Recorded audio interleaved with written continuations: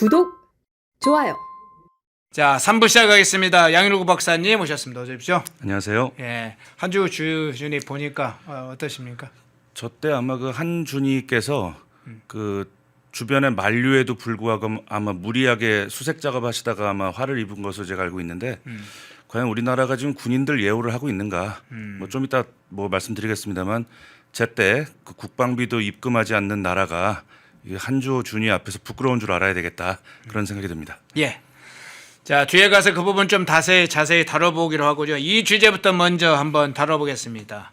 자, 트럼프 대통령, 트럼프 행정부가 주도하고 있는 관세 문제, 이게 국회 의결 없이 진행되고 있어서 지금 미 대법원에서 이 문제와 관련해서 재판이 진행되고 있죠. 자, 관세가 어떻게 될지 이 문제부터 한번 살펴보겠습니다. 트럼프 2기 출범, 자, 1년이 돼갑니다. 전 세계를 상대로 해서 지금 관세 전쟁을 벌이는 상황인데, 국제사회에 여러 이제 관련된 현안이 좀 작동하고 있죠. 그런데 트럼프 관세, 이게 대법원에서 제동이 걸릴지, 일단 이 문제 어떤 차원에서 보세요? 정말 그 트럼프 2기 행정부 이제 1년이 됐는데 네. 와, 그 사이에 너무나 많은 사건들이 있었고 가장 우리가 이제 기억에 남는 것은 이제 그 관세를 징벌적 수단으로 사용했다는 것, 거기에 대해서 이제 호불호가 많이 갈리고 있는데요. 네. 간단하게 얘기하면 이런 거죠.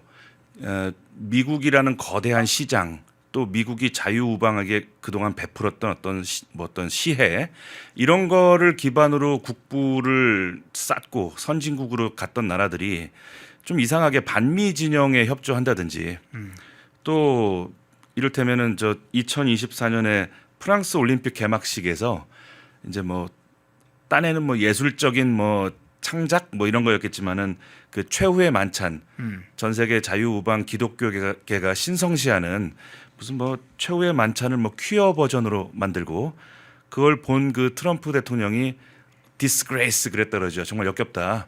그런 어떤 그 PC주의라든가 그런 것들에 대한 그 반발심, 이런 것들이 사실은 백인 미국의 중산층들이 트럼프를 지지하게 만들었고 그 트럼프 행정부는 지금 관세라는 회초리를 꺼내 들어서 전 세계의 기강을 잡고 있는 것이죠. 가장 대표적인 게 기독교 정신하면은 이제 하늘은 스스로 돕는 자를 돕는다. 자조와 자강의 정신이 기본인데요. 왜 미국에게 안보를 의지하느냐? 첫째, 그래서 회초리를 든 겁니다. 그러니까 너희들 GDP의 5% 일괄 국방비 써라. 그리고 우리나라에 물건을 수출해서 돈을 벌었다면 관세를 내라. 공짜 없다. 이런 식으로 기강을 잡고 있는 것이죠. 그래서 지금 최근에 의회의 동의를 얻지 않고 관세를 부과한 것이 정당하냐에서 지금 대법원 판결을 앞두고 있는데 어쨌든 귀추가 주목되고 있습니다. 예. 지금 아까 말씀 국방비와 관련해서는 1조 8천억 정도, 뭐 일부에서는 1조 3천억 정도 얘기하고 있습니다만 1조 8천억 정도가 제때 지급되지 않아서 사실은 군부대가 비상이 걸렸다고 그러죠. 병사들의 기본적인 생계 관련된 뭐 피복, 그다음에 적금 문제까지도 제때 지급이 안 돼서 중단되는 초유의 상황이 왔다고 그러죠. DMZ를 지키는 우리 군인들 기본적인 어떤 피복 관계까지도 그 예산이 예산이 전달이 안 돼서 그런 일이 겪으면 되겠습니까? 이게 이 정권이 어떤 정권이라는 것을 좀 알 수 있겠죠. 뭐 그런 상황 때문에 이야기를 좀 중간에 드렸고요. 그런데 자, 관세 관련된 부분을 다시 이어가면 그럼 미 대법원이 어떤 사실은 판결을 할지 선고를 할지가 굉장히 중요하잖아요. 사실은 이 자체가 이제 조심스러운 상황인데 미국에서도 좀 엇갈리는 반응이 나오기 때문에 일단 어떻게 예상을 하세요? 일단 그 뭐 일부 이제 좌파 매체들은 네. 대법원이 이제 트럼프의 그 행보에 제동을 걸 수도 있다. 이제 트럼프가 그 동안에 이제 뭐 관세를 통해 징벌했던 거 이제 중단될지도 모른다. 근데 그거는 제가 볼 때 조금 너무 앞서 나간 것 같아요. 우선 지금 연방 대법원이 이른바 그 대통령에게 전권이 있는 국제비상경제권한법, 요걸 가지고 임의로 이렇게 관세를 올리기 전에 의회의 동의를 얻었어야 된다. 그 절차를 문제 삼고 있는 것이지 네네. 그 관세 자체를 문제 삼고 있는 것은 아니다. 그리고 또 뭐 트럼프 대통령이 관세를 처음부터 그렇게 그 국제비상경제권한법을 가지고 물고 들어간 건 아닙니다. 펜타닐 관세가 그 시작이었습니다. 유럽, 중국, 캐나다 이런 나라들을 경유해서 미국 청소년들의 몸과 마음을 망치는 펜타닐을 수입하는 나라에게 징벌하는 취지로 관세를 부과했던 것이고 그 단계까지는 사실 국민들의 호응도 받았습니다. 어느 정도는. 네. 자, 그런데 우리가 지금까지의 그 미국이라는 국가의 그 관례나 경험으로 볼 때 자, 만약에 트럼프 대통령이 대외적으로 이렇게 관세라는 회초리를 휘둘렀는데 미국 대법원이 야, 너 그러면 안 돼라고 판결을 하는 순간 어떤 문제가 생기냐면 미국 대통령의 대외적인 운신의 폭이 줄어들죠. 그리고 또 미국의 적국의 입장에서는 미국 대통령은 이러이러한 약점이 있으니까 앞으로 이런 건 못할 거야라는 약점을 대외적으로 공개하게 되지 않겠어요? 전통적으로 미국의 대법원은요, 우리나라 대법원이나 헌재하고는 수준이 좀 다른 것 같아요.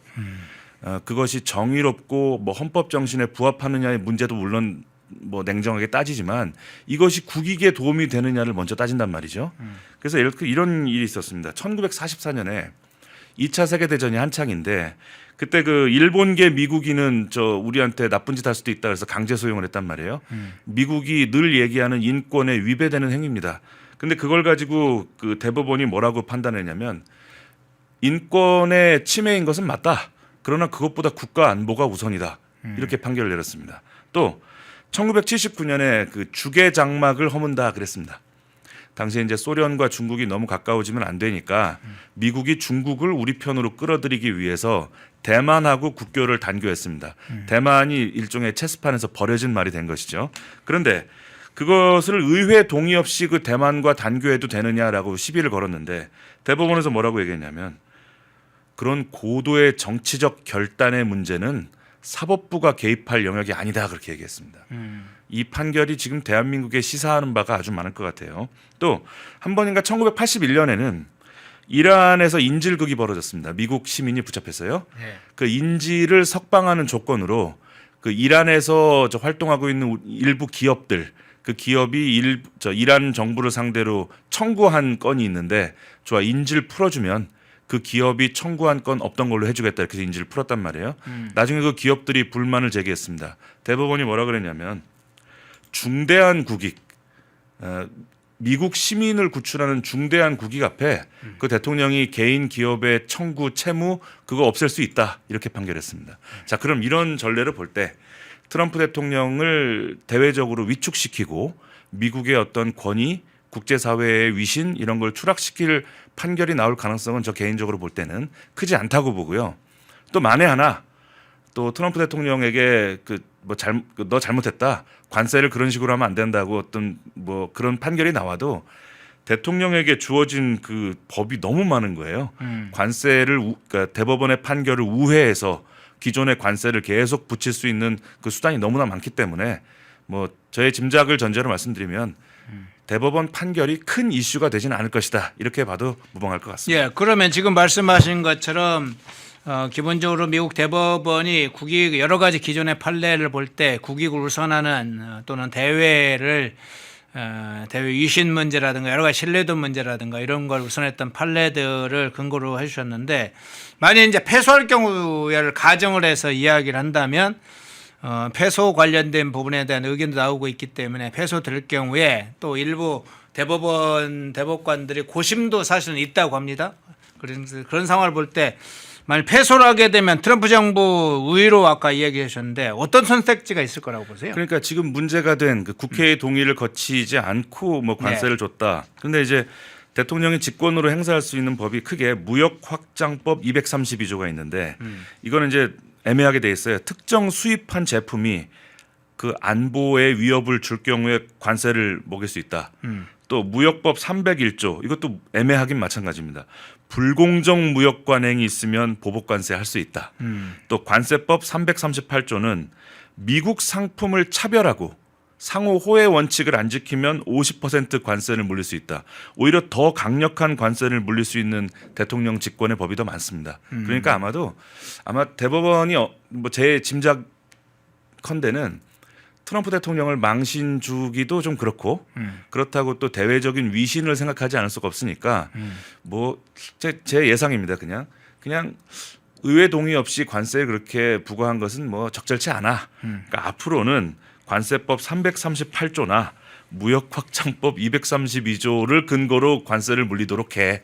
아마 그런 원만한 어떤 수단을 알려주면서 뭐 제지를 하지 않을까.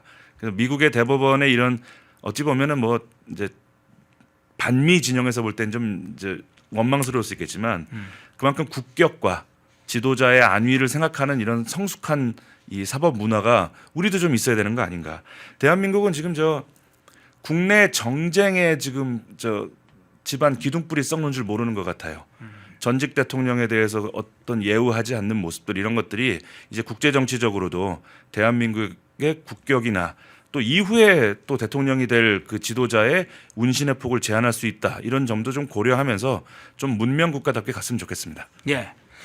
자, 트럼프 대통령의 관세 문제가 대법원에서 어떻게 판결이 나서 영향은 주겠죠. 당연히 상당한 더군다나 패소한다면 영향을 줄 텐데 한데 또 트럼프 대통령이 추가적인 조치를 할 것까지 대비를 하고 있다. 이 소식까지 알려져 있어서 그 문제 한번 좀 자세히 살펴봤고요. 자, 두 번째 주로 넘어가 보겠습니다. 우주 패권 전쟁이라고 불리는 지금 강대국 간에 패권 전쟁이 벌어지고 있죠. 중국도 욕심을 내고 러시아도 욕심을 내고 있는 그리고 여기에 이제 주변 국가들도 많이 이 패권 전쟁에 뛰어들려고 하고 있는데 우리도 물론 뭐 우주 패권 전쟁 중에 우주 패권이라고 우리 하나 그렇지만 우리도 위성도 많이 세우려 여러 가지 하긴 하죠. 그런데 미국이 지금 54년 만에 달 탐사를 본격적으로 시작하는 것을 앞에 두고 있습니다. 아르테미스 프로젝트라는 것을 가동하고 있는데 자, 이 문제부터 한번 시작해 보겠습니다. 우주 패권 전쟁 이 상황에서 이 세계 강대국들이 자, 달에 사실은 관심이 많아요. 우리가 그냥 뭐 저녁에 보면 달이 좋긴 해요. 근데 이렇게 달에 눈독을 많이 들이는지. 그 아르테미스 프로젝트라고 하는데 그 네. 아르테미스가 아마 그 그리스 신화의 달의 여신이고요. 예. 지금 달의 남쪽에 그 그늘진 부분이 있는데 지금 천문학자들의 그 짐작에 따르면은 거기 얼음이 있지 않겠는가? 예. 자, 그러면은 우리가 달에서 얼음을 구할 수 있다는 얘기는 물을 구할 수 있다는 얘기고 그럼 그것을 식수로 쓸 수 있다는 의미 외에도 그 물을 분해해서 수소 에너지로 만들게 되면 우리가 달이 이제 드넓은 우주로 나가는 주유소 역할을 할 수 있다는 거예요. 그러니까 지금 미중러 아주 그 달에 지금 눈독을 들이고 있는데 지금 저 아르테미스 프로젝트는 이제 2022년에 달을 한번 무인 비행을 하고 왔습니다. 그리고 이번에 우주 비행사 4명을 싣고 달 궤도를 한 열흘 정도 돌고 오고요. 2027년 이후에는 아예 직접 착륙을 하겠다 지금 이렇게 얘기하고 있는데 그래서 일론 머스크의 그 스페이스 X 여러 번 사용하는 그 우주 왔다 갔다 하는 그 로켓 개발이 조금 지연된다는 얘기도 있지만 제가 볼 때는 이거는 중러하고 지금 한판 경쟁을 붙고 있기 때문에 아마 예고한 바대로 진행될 것 같고요. 그리고 무엇보다 달에 히토류가 넘쳐난다는 거예요. 거기에 티타늄 그리고 차세대 핵 연료라고 할 수 있는 헬륨 3 이런 게 가득하다는 겁니다. 그래서 지금 달 궤도를 차지한 나라는 그 앞으로 자원을 확보할 수 있고 이제 마치 지금 우리가 이란이 호르무즈 해협 가지고 협박을 했던 것처럼 또 지금 뭐 잠시 뒤에 나눌 얘기겠습니다만 미국이 그린란드를 포기할 수 없는 것처럼 지금 우주 지도에서는 달을 먹는 나라가 우주를 먹는 구도가 되고 있는 겁니다. 그래서 우리가 지금 뭐 AI 뭐 자율주행이라든가 뭐 기타 미사일 방어 체계 뭐 위성 통신 뭐 이런 것들이 사실은 지구 내에서의 패권 경쟁을 위해서 지금 개발되고 있는 게 아니라 사실상은 우주에서 이기기 위한 과도기로 지금 진행되고 있는 것이다.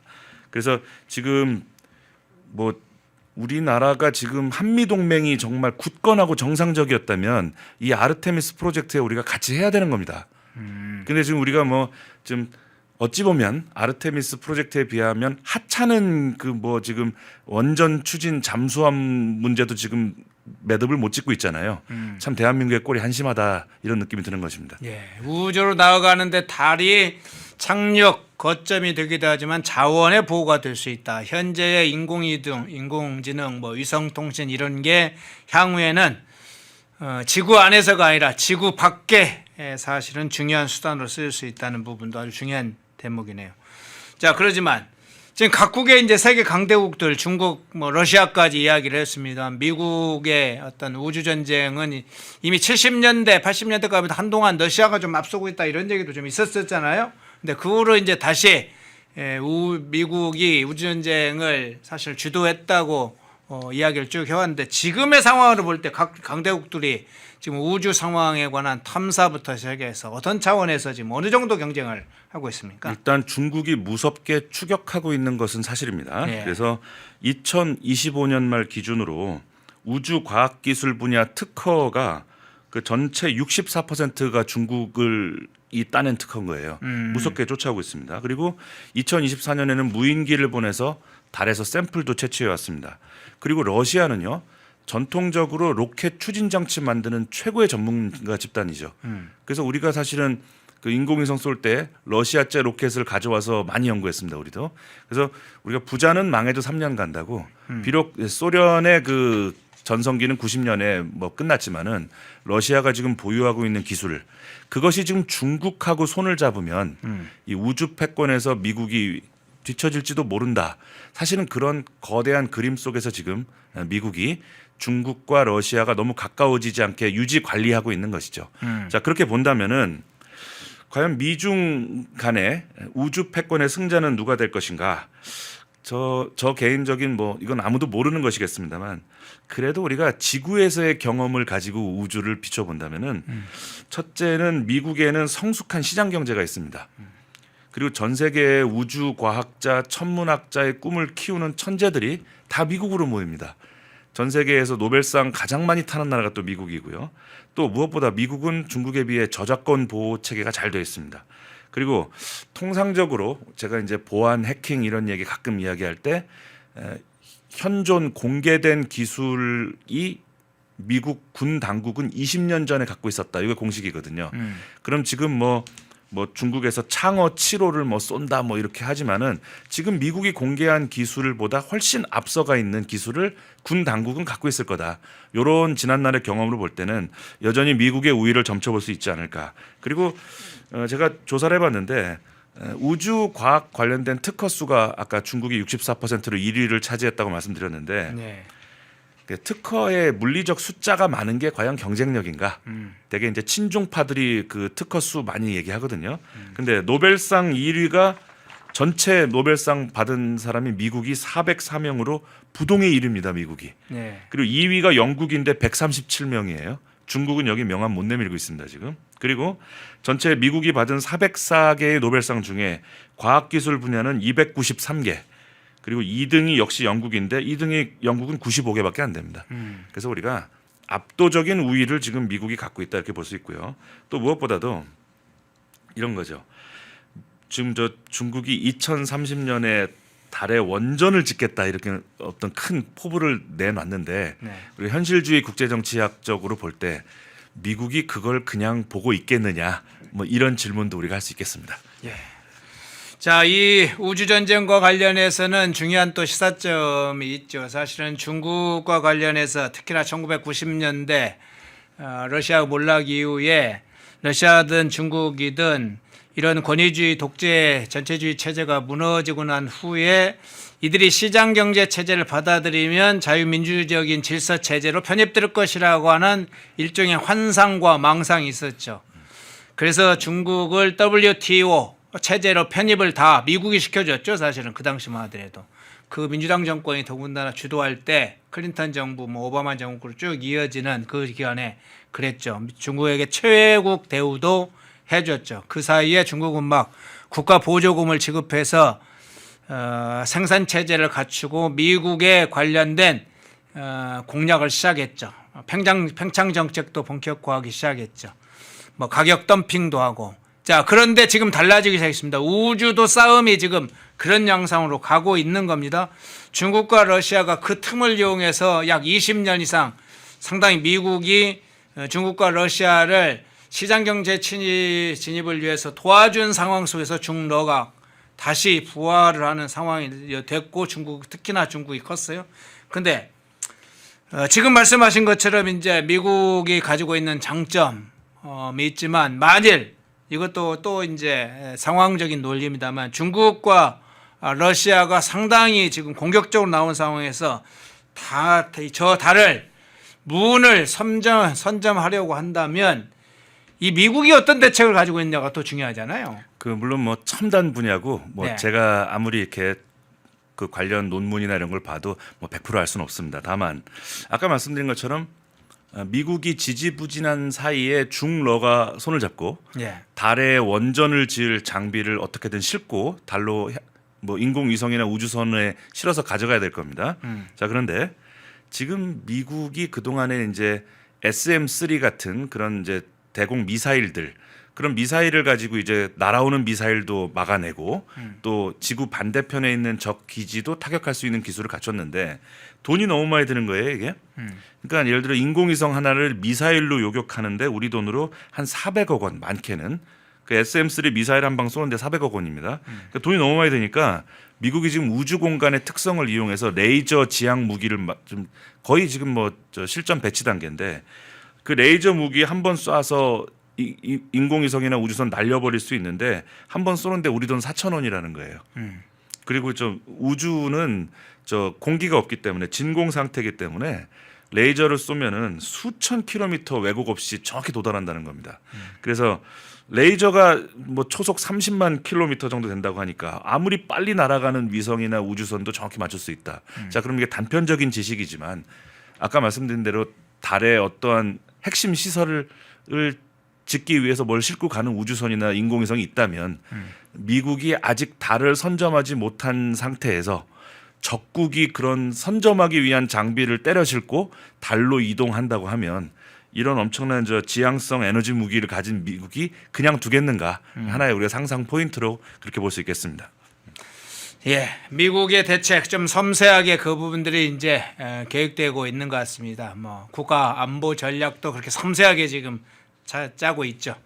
자, 그러면 이제 우리에게 주는 문제가 있습니다. 우주 경쟁 시대에 이미 들어섰는데 한국에 주는 시사하는 바, 뭐 이재명 정권이 이 문제에 대해서 어떻게 대처할지 모르겠는데 한국에 사는 바는 우리가 좀 점검을 해봐야 될 것 같아요. 어떻게 보세요? 어찌 보면 뭐 환율이라든가 뭐 기업에 대한 상법 그 계약 그리고 또 우리 대한민국의 이념 문제 뭐 아까 말씀드린 것처럼 국방비를 지급하지 않는 그런 모르겠습니다. 후진국형 예. 너무 원초적인 문제를 마주하고 살다 보니까 지금 이재명 정부를 상대로 우주 강국이 되기 위한 이야기를 한다는 게 좀 너무 앞서가는 것 같다는 느낌 들지만은 우리 한국 군대가 그래도 좀 믿음직한 것이 2024년 하반기부터 블록 1이라고 레이저 대공 무기를 배치했습니다.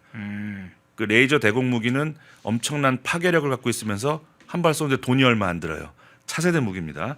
근데 2026년에 아예 전력화를 하겠다는 목표인데 지금 국방 예산이 이 모양이니 이게 차질 없이 진행될 것인가 걱정되고요.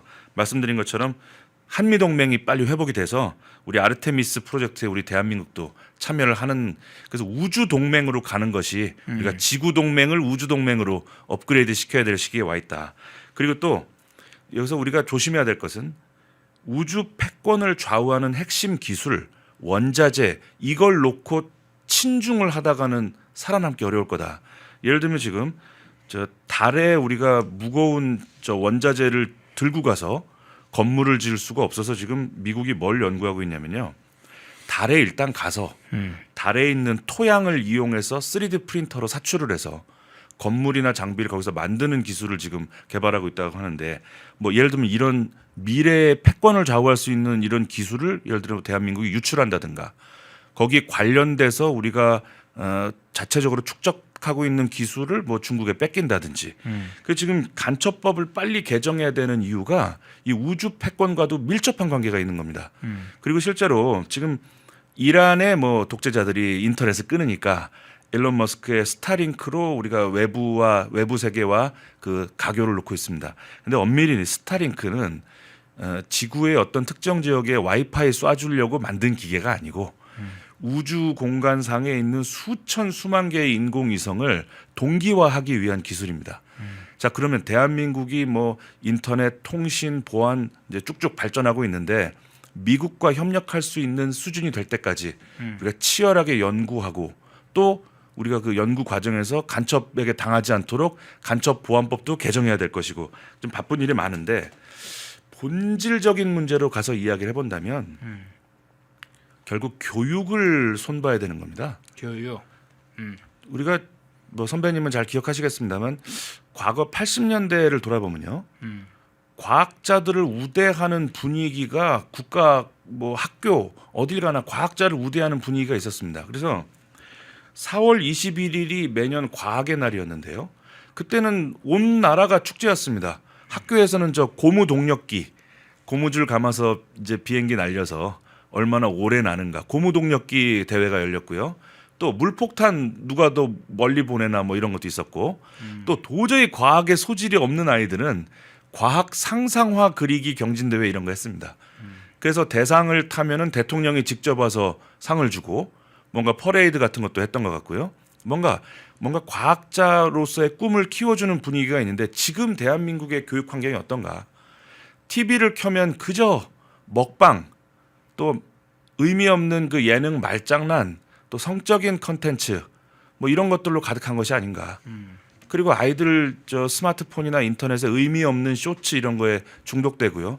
무엇보다 그런 걸 부추기는 게 중국에서 건너온 그 중국식 게임들, 아이들 현질 유도하는 그 저급한 중독성 게임들 이런 것에 지금 빠져 있는 아이들을 뭔가 과학 기술에 관심을 갖게 만들고 밤에 집에 가다가 밤하늘의 별을 보면 뭔가 주먹을 불끈지게 만드는 그런 분위기를 만들어야 되는데 이 문과 정부가 이걸 왜 대한민국이 산업화 근대화로 가는 과정에서 농경 사회, 문과 사회를 이과 사회로 체질을 바꿨기 때문에 이승만 박정희 정부가 비약적인 국가 경제를 만들었는데 지금 문과 정부가 이걸 이어가지 못하고 있다는 생각이 들고요.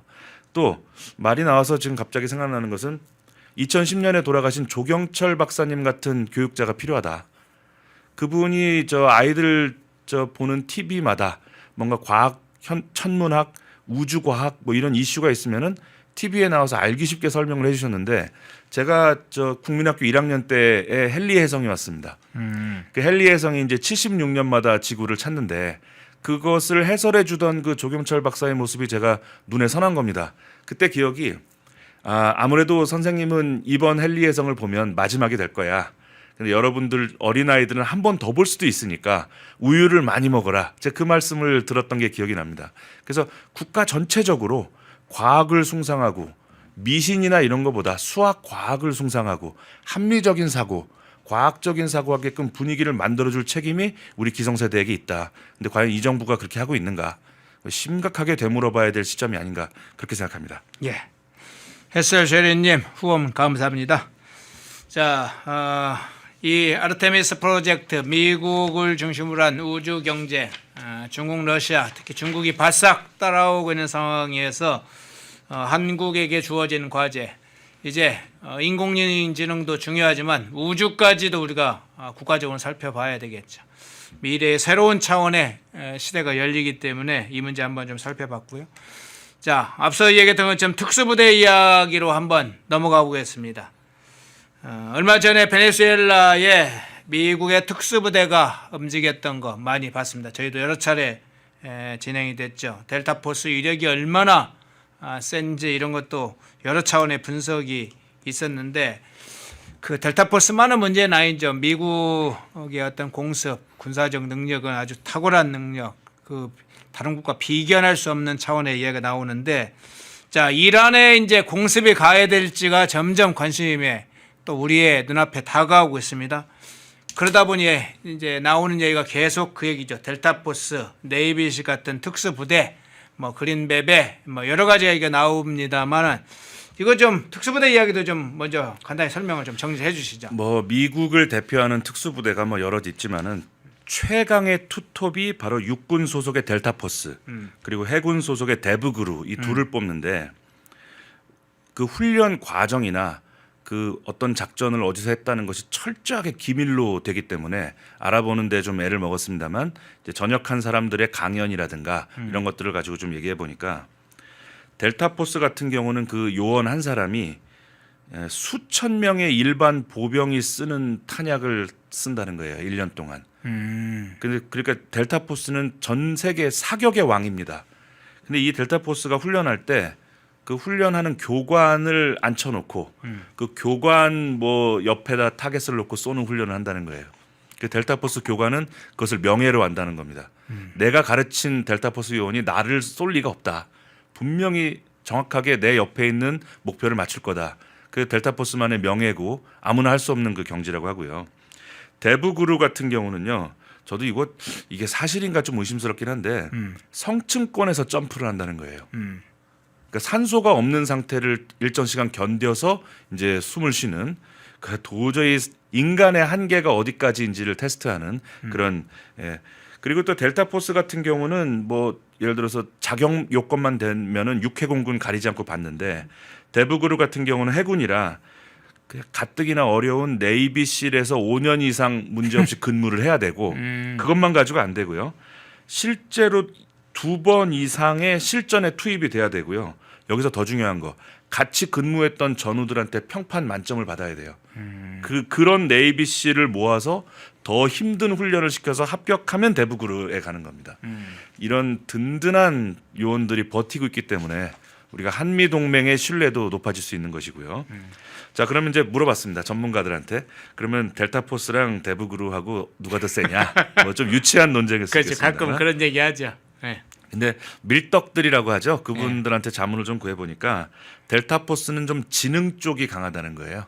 소수 정예로 가서 믿을 수 없는 작전을 행하는 거. 그러니까 순간 대처 능력 이런 것들이 좀 위고요. 대부그루는 이제 실전 막강한 화력 이런 쪽이 강하다는 거예요. 그런데 어떤 밀떡이 그래요 저한테. 대부그루는 자기가 대부그루로 활동했다는 것을 비교적 잘 드러내고 강연도 하고 이렇게 하는데 델타포스는 명예가 있어갖고 내가 델타포스였다는 얘기를 잘 안 한다는 거예요. 그래요? 그러니까 델타포스가 한 수 위가 아니냐. 아, 이런 그래요? 얘기를 합니다. 그러니까 다른 사실은 이런 특수부대하고 비교 자체를 안 한다. 델타포스 출신들은. 그리고 재밌는 거는 그 이번에 저 특검이 가서 말썽을 빚었던 오산 공군기지를 통해서 수시로 대부그루와 델타포스가 우리나라를 드나들고 있다고 하는데 뭐 다 아시다시피 뭐 참수 작전 관련된 얘기가 나오면 이 두 부대를 떠올리시면 되는데 얼마 전에 그 미국의 그 유력 매체에서 우리나라 노무현 대통령 때인가 그 네이비실 요원들이 북한에 도청기심으로 갔다가 네네네. 민간인만 죽이고 왔다고 했는데 그 네이비실이 그 말하자면 델타포스나 대부그루보다 한참 아래인 거예요.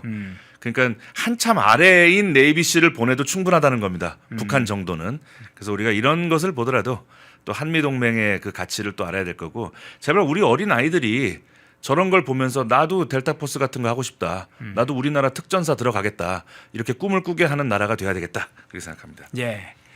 사실 레인저 7호 레인저스라든가 이런 데는 대개는 일반인 특수 암살보다는 지역에 투입되는 성향이 강하죠. 그래서 뭐 이란 관련된 투입할 때도 레인저 문제도 나오기도 하죠. 이제 대부그루 이야기도 지금 해주셨는데 자, 그 문제로 좀 뒤에 가서 다시 이야기하기 전에 아까 이제 우리나라 군문 그 예우 문제 이야기를 좀 했잖아요. 국방비 문제도 이야기하다 그 얘기도 하셨는데 자, 그러면 이런 특수부대 출신들이 우리의 경우에는 또는 미국의 경우에는 막 여러 가지 경험을 했을 텐데 전역 후에 어떤 대우를 받는지 그것도 좀 궁금하네요. 그 역시 그 문제도 상당히 보안을 엄격하게 지킨다는 서약서를 막 쓰고 이러는 바람에 네. 접근하기가 좀 어려운데 역시 전역자들의 그 유튜브 강연이나 이런 것들을 보니까 델타포스나 대부그루 출신들은 전역을 하고 나오면 걸어다니는 기업이라는 거예요.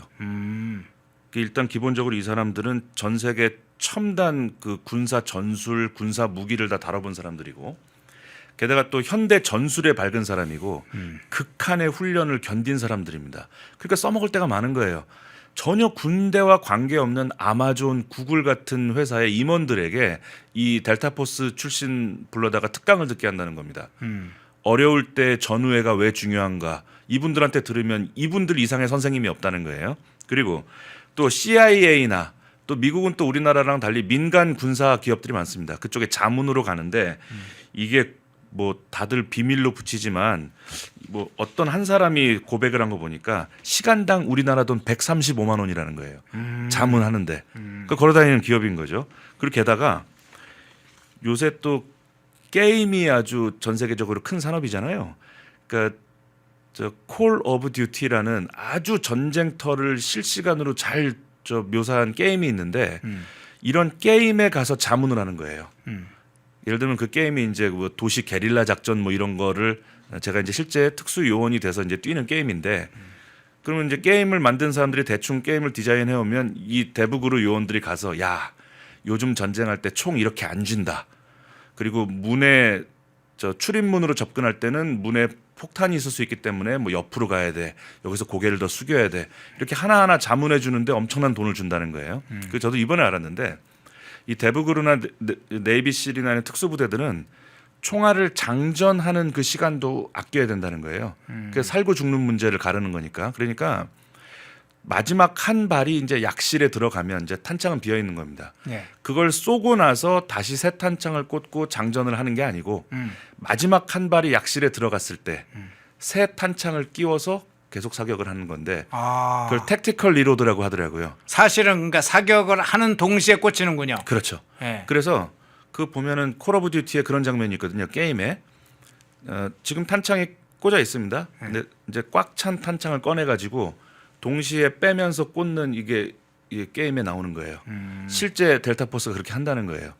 그런 자문 하나하나가 게임의 완성도를 높이면서 또 그렇게 완성도를 그 게임의 완성도를 높여 놓으니까 그 게임을 가지고 다시 군인들을 훈련시킬 수 있다는 거예요. 그 선순환 과정이 또 만들어집니다. 그래서 우리가 또 이런 군 출신들을 또 예우하는 문화 꼭 이분들이 고액 연봉을 벌지 않더라도요. 미국은 그 스타벅스 같은 데서 이렇게 군인이 앞에서 이렇게 계산을 하려고 기다리고 있으면 네네. 뒤에 있는 사람들이 이렇게 하죠. 그러면은 이분 거 내가 내겠다. 그리고 단적으로 그 미국 사회가 군인을 예우하는 것을 보여줬던 사건이 2014년에 US 에어웨이 사건이 있습니다. US 에어웨이라고 저가 항공사 뭐 별 볼 일 없는 비행사인데 거기서 이제 외국에서 작전을 수행하다 훈장받은 중령 한 분이 정복을 입고 이제 그 군 규정이 있어갖고 아마 퍼스트 클래스 못하는 모양이에요. 그러니까 덩치 좋은 중령이 제복을 입고 좁은 자리에 앉아 있으니까 옷이 구겨지지 않겠어요? 그러니까 그 여승무원한테 양해를 구한 겁니다. 근데 이 제복을 좀 저 옷걸이에 걸어줄 수 없느냐? 근데 여승무원이 너무 규정대로 한 거예요. 저 옷걸이는 퍼스트 클래스 분이 쓰는 거다. 당신은 쓸 수 없다. 근데 그 얘기를 퍼스트 클래스의 손님이 들은 거예요. 이거 무슨 교육을 이따위로 시켰느냐? 그거 갖고 와라. 내가 그 장교 제복을 내 옷걸이에 내가 걸어주겠다. 아니다. 장교가 내 자리에 앉아라. 내가 이코노미 가서 앉겠다. 그게 이제 소문이 난 거예요. 그래서 다음 날 그 항공사 사장이 반성문을 올렸습니다. 내 직원들 교육 똑바로 시키겠다 그랬습니다. 벌써 그런 것이 대한민국하고 너무 비교가 되는 것이죠. 자, 그러면 지금 말씀하시는 이제 이 델타 포스나 대북으로나 네이비 실이나 여러 가지 이제 특수부대들 미국 사회에서는 공무원뿐만 아니라 민간 기업에도 취업을 하고 상당히 우대받는다. 실제로 그런 사회의 부대가 있다. 군뿐만 아니라 군 밖에도 사회적으로도 존중하고 군인에 대한 예우나 우대가 있다. 이런 얘기였는데 우리나라의 경우에 만일 만일 그렇게 우대하고 특별 어떤 채용을 한다면 이 좌파들의 단체 이런 데 들고 일어날 텐데 미국은 어떤지 모르겠어요. 뭐 좌파 여성 단체들도 뭐 한국 같으면 들고 일어날 텐데 말입니다. 대한민국만 하더라도 사실은 군 복무를 상당히 정치화시킨 측면이 있죠. 네. 표를 얻기 위해서 군 복무 기간을 자꾸 단축시켜서 지금 이 지경이 됐습니다. 그리고 또 여성계의 표를 얻겠다고 뭐 군 가산점 문제도 막 양보를 하고 지금 난도질이 돼 있는데 미국에도 비슷한 일이 없진 않았습니다. 1979년에 그 헬렌 피니라는 여학생이 공무원 시험을 계속 치는데 군 가산점 때문에 본인이 떨어지니까 위헌 소송을 냈던 겁니다. 근데 미국 판사가 뭐라고 얘기했냐면 여성들에게 불리한 것은 사실이지만 보다 더 높은 차원의 공익과 정당성을 위한 군 가산점은 합헌이다. 그렇게 얘기했습니다. 그리고 요즘엔 최근에 그 미국의 여성들도 군에 많이 입대를 하기 때문에 군 가산점이나 제대 군인에 대한 예우를 시비 거는 일은 거의 없고요. 사실상 미국 사회에서 군 가산점 제대 군인에 대한 예우는 성역입니다. 거기에 대해서 어떤 정치인이 뭐 군 예우를 좀 줄이고 그 예산을 가지고 뭐 누구에게 쓰겠다 이런 말 자체를 할 수 없는 분위기라 그러죠. 예를 들면 지금 미국 정부가 전역 군인들 일부가 마약으로 몰락하거나 노숙자가 되는 일이 있는데 이것을 국가적 재난이라고 규정했습니다. 그래서 그러한 제대 군인들이 몰락하는 걸 막기 위한 예산이 2026년 기준으로 4,412억 달러인데 이게 대한민국 1년 예산하고 맞먹는 겁니다. 전년 대비 또 10% 올린 겁니다, 이게. 자, 근데 이 예산에 대해서 그 누구도 문제를 삼지 못하는 겁니다. 바로 이런 것들이 바로 강대국 선진국의 특징이 아닌가. 우리가 어찌 보면은 미국은 이미 이렇게 안 해도 충분히 강한 나라인데도 불구하고 왜 이렇게 하느냐라고 말할 수도 있겠지만 이런 탄탄한 그 보훈, 군인에 대한 예우 이런 것들이 있기 때문에 지금 오늘날 최강대국이 된 것이 아닌가. 그리고 무엇보다요.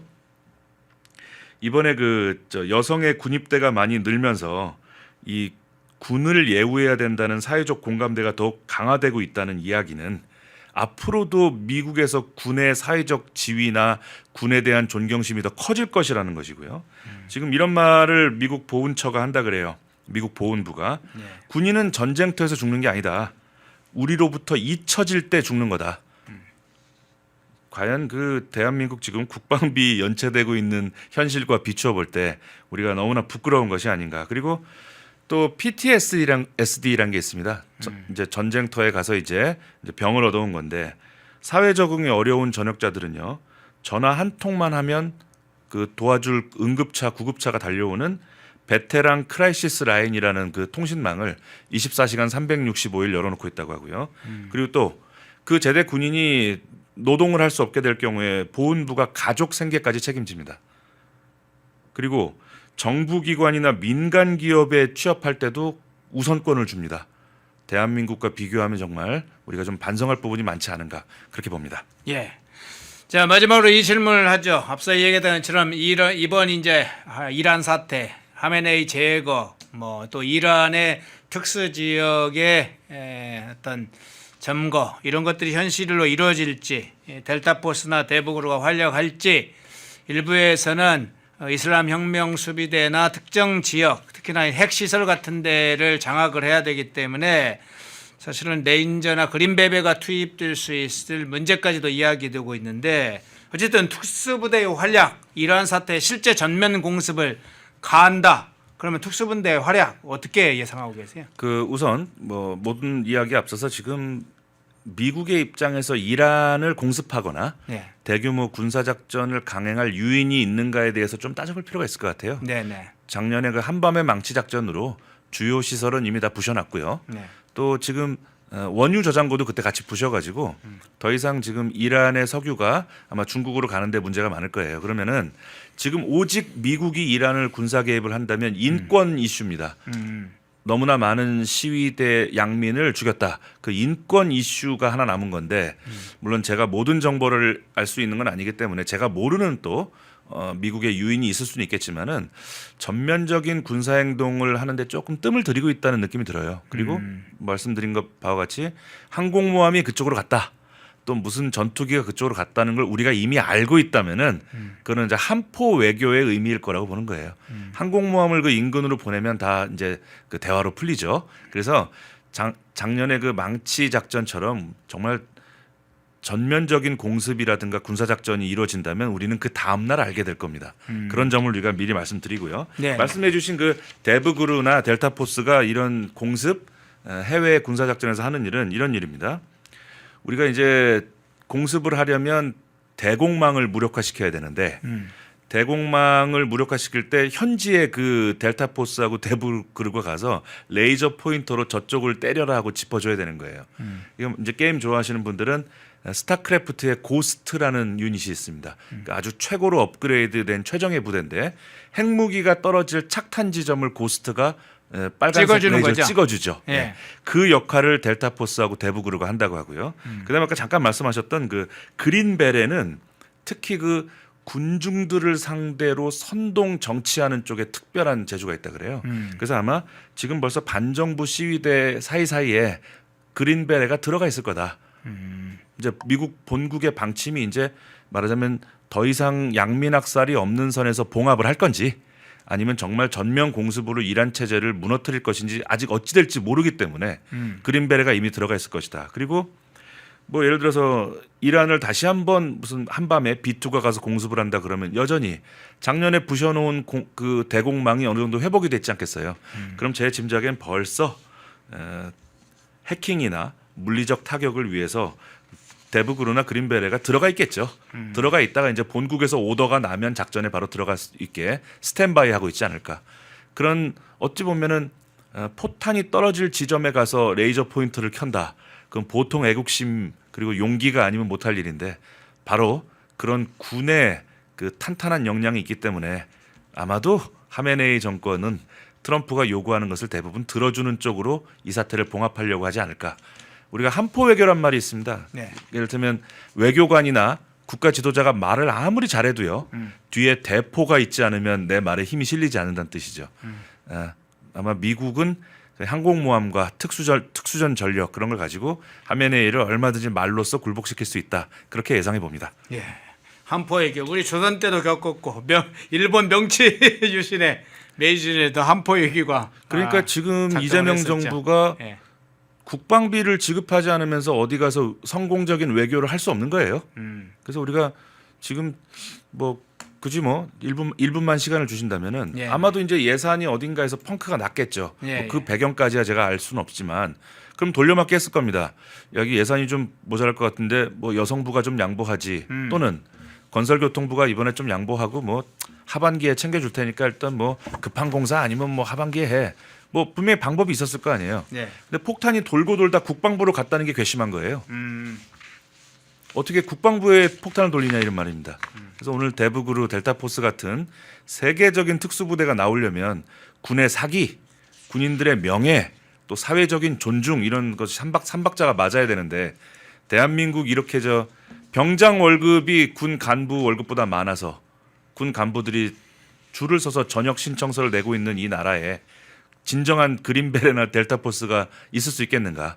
그런 점을 우리 정부가 정말 뼈아프게 새겨 들어주길 바랍니다. 예. 자 오늘 시작은 관세부터 시작을 했습니다. 대법원의 관세 판결, 미국의 트럼프 관세 어떻게 판결될 건지, 그리고 우주경제, 그리고 이란 사태와 특수부대 문제까지 한번 살펴봤습니다. 국제정치학 전문가이신 양일국 박사님이었습니다. 고맙습니다. 감사합니다. 구독, 좋아요. 자, 이제는 일본으로 한번 넘어가 보겠습니다. 다카이치 총리의 승부 지금 어떻게 될 건지, 이재명의 한일 관계 문제는 어떻게 변화가 있을 것인지 진짜 그거 한번 살펴볼 텐데요. 다카이치 사나이 총리, 자 그거 한번 띄워주시겠어요? 자 직접 발언을 한번 메시지의 이미지로 보겠습니다. 다카이치 총리가 이렇게 얘기했습니다. 23일 소집되는 정기의회 첫날 중의원을 해산하고 다음 달 8일 총선을 치르겠다. 자, 중의원 해산 선포를 사실 하겠다라고 미리 이제 예고를 했고 총선 하겠다 예고를 했는데 일단 저 상황 이제 공식화됐습니다. 어떻게 보세요? 다카이치 총리의 엄청난 지지율을 자신감으로 한 어떤 그 소신이고 네. 승부수입니다. 지금 현재 일본의 자민당 연립정권, 네. 일본 유신회와 지금 손을 잡아서 어렵게 과반이 돼 있죠. 그런데 다카이치 총리는 이걸로는 만족할 수가 없는 거예요. 일본 유신회도 걸핏하면 뭐 여러 가지 그 연립 여당 안에서도 다카이치 총리의 그 노선과는 다른 얘기를 하면서 걸핏하면 우리가 빠져나가면 이 연립 정권은 무너져라고 지금 하는 거예요. 그러다 보니까 다카이치 총리가 이대로 가서는 안 되겠다.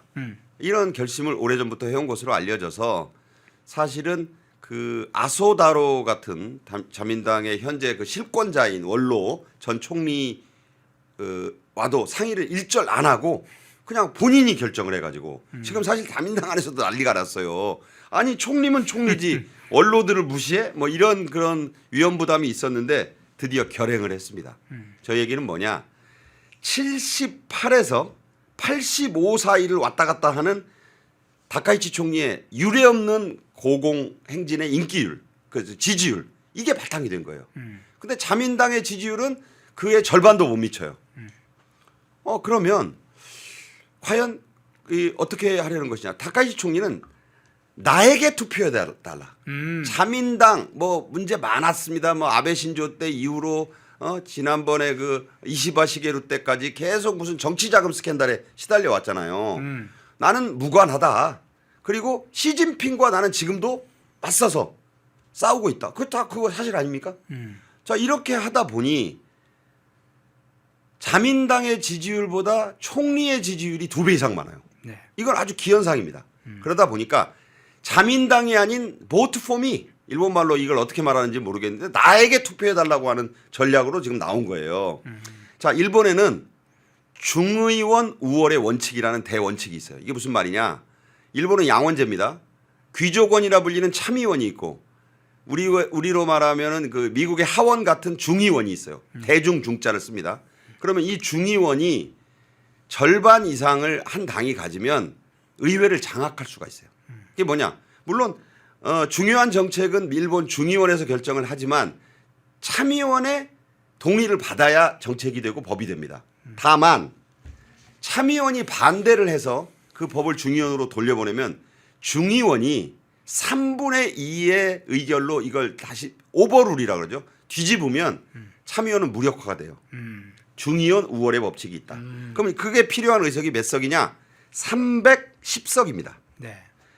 다카이치 총리는 현재 199석에 불과한 자민당 의석을 자민당만의 힘으로 자신의 인기만으로 310석까지를 바라보고 승부수를 던진 거예요. 이게 될 것 같지 않다고 생각하는 분들이 많은데 네. 지금 많은 일본의 언론들은 가능하다고까지 보고 있어요. 그래요? 120석을 그러면 추가한다.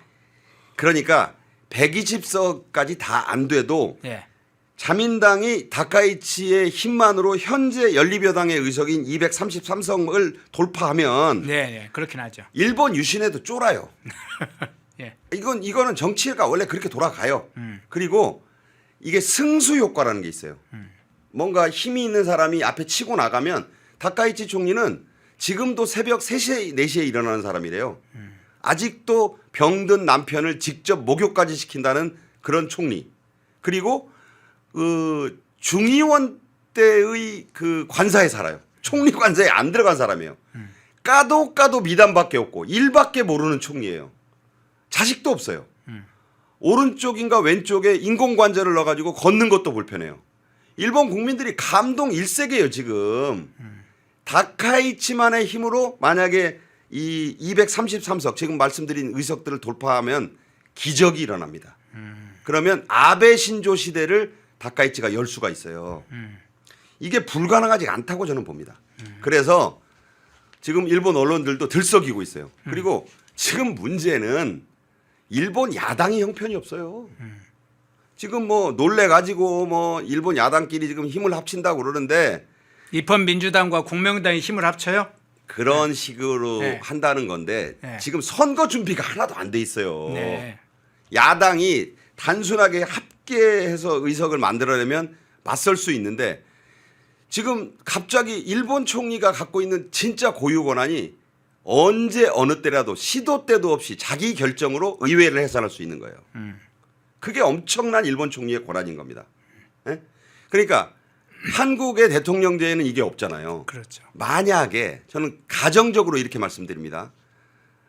대통령이 의회를 해산할 수 있는 권한이 있었다면 지금 작년부터 벌어진 이런 일이 있었을까요? 그러네요. 아니 그 가정일 뿐이에요. 예, 가정이지만, 가정이지만 비상계엄 아닌 다른 수단도 쓸 수 있었겠죠. 그런데 우리는 네. 그런 헌법에 그런 조항이 없었던 겁니다. 예. 이건 더 얘기하면 또 나를 또 내란몰이 하니까 이 정도로만 얘기하겠습니다. 그러면 예. 지금 그 카드를 헌법상의 카드를 다카이치 총리는 꺼낸 거예요. 2월 8일 얼마 안 남았어요. 그 전까지 몇 달간 다카이치 총리가 치밀하게 준비를 했대요. 근데 야당은 그 현재 의석에 안주해가지고 아무 준비를 안 했어요. 지금 후보들을 함께 내야 되는데 함께 내는 문제도 지금 일사불란하게 이게 좀 통일이 안 되고 있어요. 네. 저는 다카이치 총리가 2월 8일 총선에서 모르긴 해도 230석 이상은 자민당이 단독으로 만들어낼 수 있다고 봅니다. 50석만 더 가져가면 돼요. 네, 네. 그러면 일본 유신회의 영향력이 확 줄어요. 지금 아까 말씀드린 대로 다카이치 총리만의 자민당이 199석이 아니라 310석을 달성하면 일본 전국은 다카이치 총리 손에 온전히 들어옵니다. 그러네요.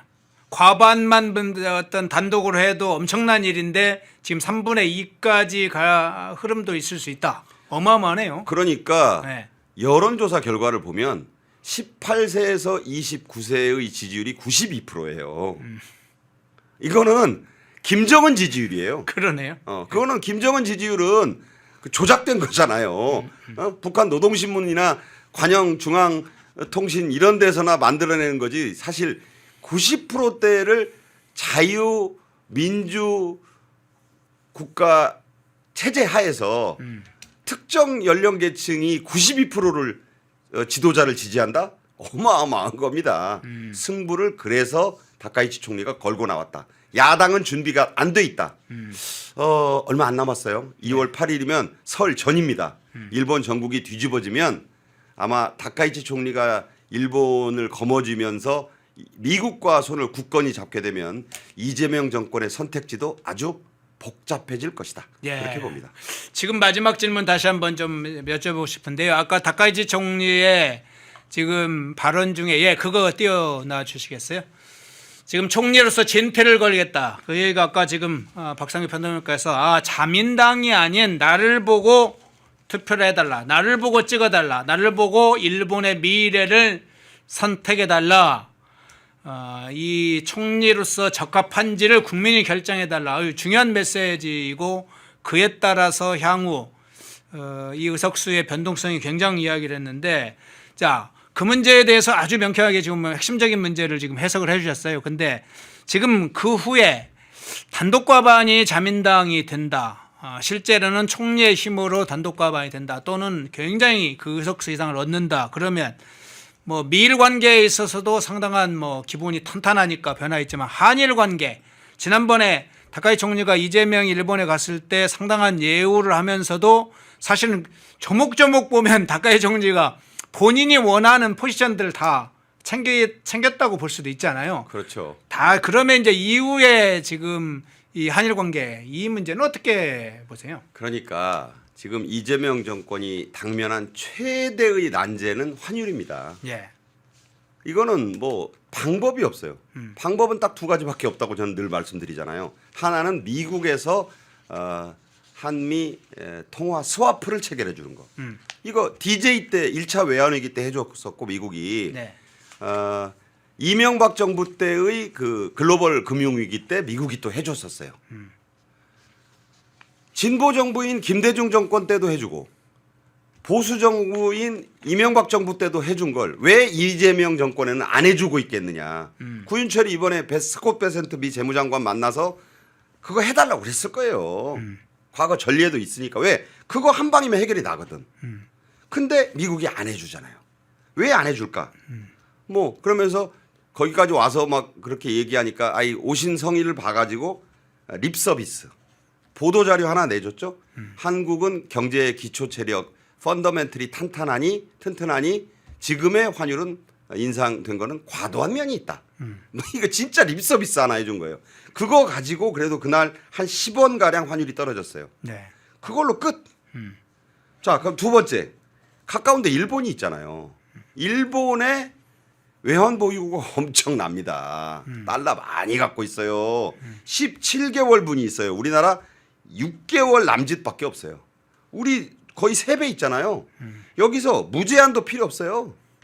한 2천억 달러 선이나 뭐 어느 정도에서 1,000억 달러라도 한일 통화 스워프라도 맺어주면 이게 크게 도움이 됩니다. 이게 그 돈 이상의 소위 한미일 공조의 복원이라는 의미를 갖는 거예요. 근데 왜 미국도 왜 다카이치 총리의 일본도 안 해줄까요? 셔틀 외교를 복원해서 이번엔 다음번엔 내 고향 안동으로 오세요라고 했다는데 네. 다카이치 총리 웃으면서 뭐 같이 밥도 먹고 뭐 드럼도 치고 뭐 나전칠기로 만든 드럼 받고 뭐 같이 법융사도 돌아보고 했지만 내용이 없다고 제가 말씀드렸잖아요. 이번에 이재명이 다카이치 총리를 만나서 했어야 될 거는 다름 아닌 일본의 경제력, 일본의 외환 보유고를 끌어올 수 있는 능력이 입증이 됐어야 된다고 저는 보거든요. 없다. 미국도 안 해주고 일본도 안 해준다. 왜 그럴까? 친중 행보를 하잖아요. 그러네요. 올바른 편에 서서 올바른 선택을 해라. 착하게 잘 살라는 공자님 말씀으로 들었다. 이거를 미국도 받고 트럼프 행정부도 보고 들었고 다카이치 총리도 알아요. 다카이치 총리가 인기가 오른 비결은 시진핑에게 맞서서 양안 문제에 대해서 단호히 미국 편에 서서 대만 문제에 개입하겠다는 발언 때문에 18, 29세의 지지율이 92%가 된 겁니다. 다카이치 총리는 그런 사람이에요. 웃었다고 드럼 같이 쳤다고 이재명의 손을 잡아준 게 아닙니다. 외교는 그렇게 무슨 드럼 같이 치고 보좌관 그 비싼 운동화 신고 그 어디 일본 절 걸었다고 되는 것이 아닙니다. 그 말씀을 다시 한번 드립니다. 예. 자, 다카이치 총리의 문제가 일본 내부의 문제이기도 하지만 이 한일 관계에 있어서나 인도 태평양 지역에 미치는 영향이 중요하죠. 특히 대중전선에 있어서 다카이치 총리의 역할이 굉장히 갈수록 중요해질 것으로 보입니다. 자, 환율 문제 그리고 정보사 무인기 관련된 문제, 이재명과 관련된 여러 가지 현안 또 거기다 생리대까지 이야기가 나와서 좀 두루 살펴봤습니다. 1부 박상규 시사평론가님이었습니다. 고맙습니다. 감사합니다. 펜앤마이크에서 추천하는 영상도 보고 가세요. 다른 영상도 즐기시려면 구독 버튼을 꼭 눌러주세요.